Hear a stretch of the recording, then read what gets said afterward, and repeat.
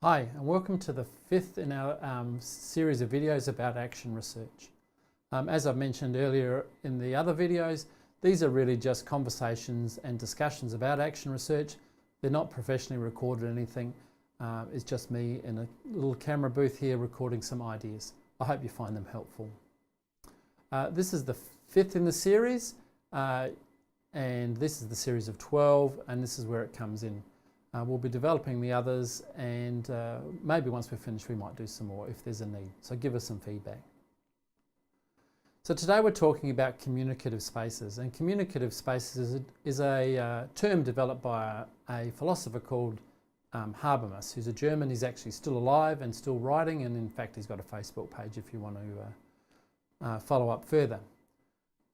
But what it really means is communicative space is where people can think openly, respectfully and critically together and decide whether practices are rational, sustainable and just.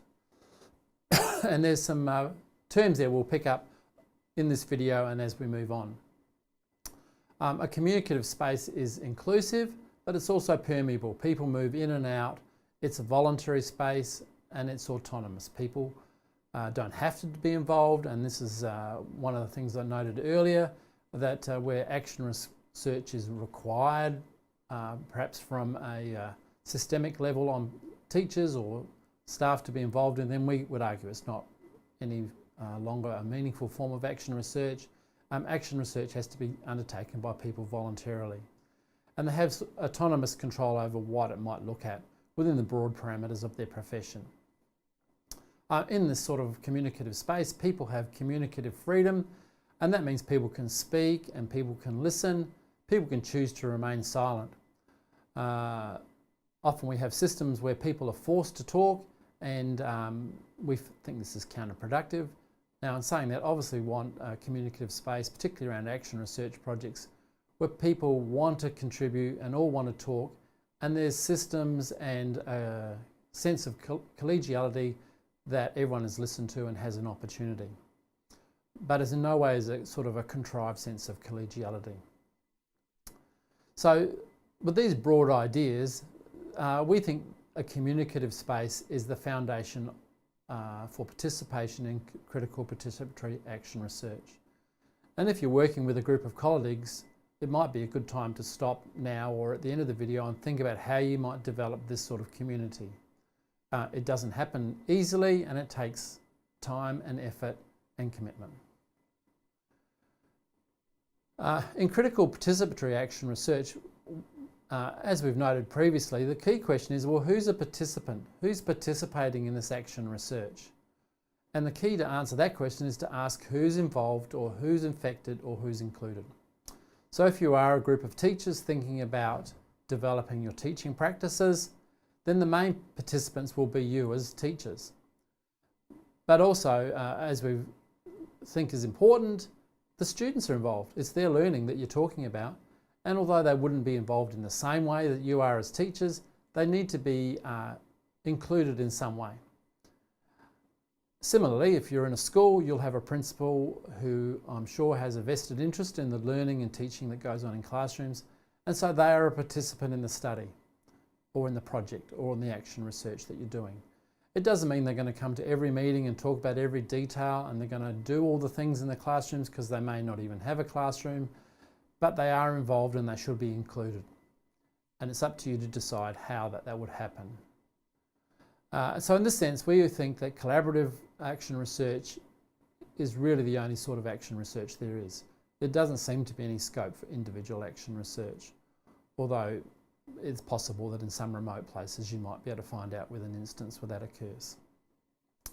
And in these sorts of communities, what we need to do is suspend strategic action. In other words, the everyday work that we're doing around learning and teaching, or whatever our job is, we need to put it aside, and so we can engage in what we call communicative action. Now, communicative action is when the people interrupt what they're doing and ask, what's actually happening here? And as we've emphasised every video, it's about what's actually happening in school sites, not what we think's happening, not that what's always happened and how can we keep the status quo going. It's about stopping and finding out what's actually happening and how we can develop it to improve it so it's good for everybody. It requires a conscious and deliberate effort by participants to reach agreement. Agreement about what we're going to talk about, the ideas, and how we're going to talk about it. For example, I remember doing a project where we talked about problem solving in mathematics. And we were talking about it for quite a while before we realised that all of us meant different things when we said problem solving. Some people meant open-ended activities in mathematics which had a very loose framework, and students could develop the ideas and pursue them in a range of ways. Other people meant problem solving as word problems, a bit like a NAPLAN question or a word problem where students have to try and find the answer, which is not just a straight algorithm. And there are other definitions in between. But we had to be clear about what we were talking about when we said problem solving before we could move on and work out how we were going to address it. So that was the first part of our communicative action.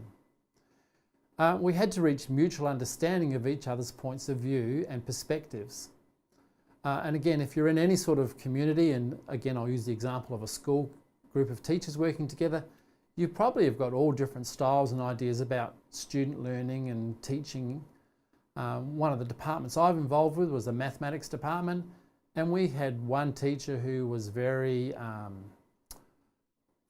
froth and bubble and excitable and would greet the students with a song sometimes when they'd come in, and she'd smile and she'd always be working in groups and things like that.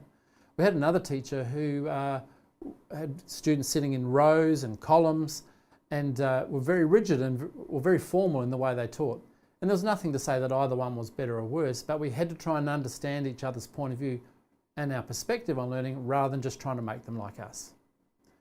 And the idea is, as we talked about in this group about problem solving and different ways we saw teaching and learning happening, we had then to reach some sort of unforced consensus about what we were going to do and how we found ourselves with the problem we had. This had to honour the different styles and things within the school, within the teacher community group, within the communicative action or sphere we were talking about, but not say we're going to all just stay the same because everything's perfect, because clearly it wasn't. They were concerned about what was happening. Communicative spaces are where people can think openly and respectively and critically together. So these are the things I mentioned right at the start, and you can see now where it follows on from communicative action. It's a space where people can think together. So we hear each other's ideas and we respond. It's not where I just say my idea and then the next person says their idea. We all take turns saying our ideas. We actually listen and then try and together think about the topic of concern.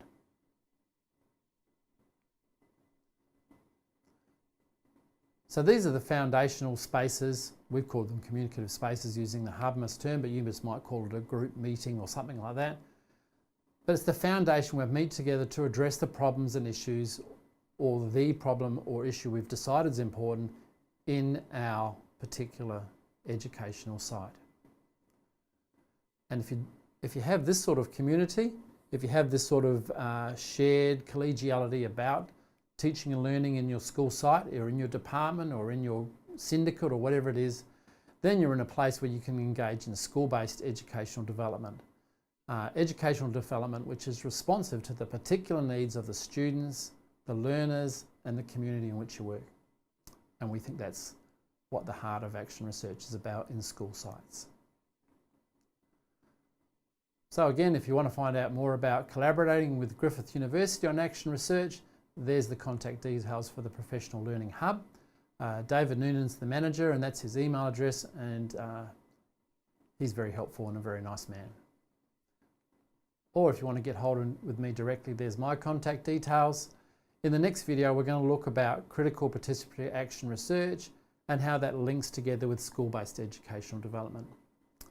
Thanks for watching.